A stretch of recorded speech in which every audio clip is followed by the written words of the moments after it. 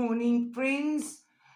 Spirit wants us to know that where there were arguments and unhappiness, we turned knowledge into wisdom.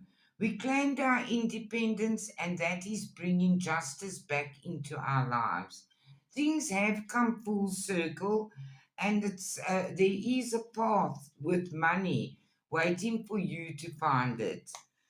Make your dreams real. That is in your pursuit of happiness. Take time out.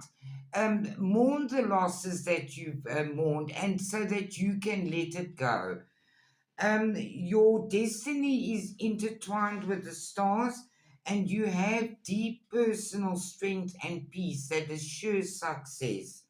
It's your destiny to bring a gentle touch, to hold the light in all chaos in now and in the future. Nothing is wasted, and there are opportunities waiting for you. Your loved ones want you to know that your parents love you very much, no matter where they are. And there is a sign from the heaven where they're waving hello, and they want to reassure you that you are going to be okay. Have a lovely day, everybody. I'm sending you all lots and lots of love.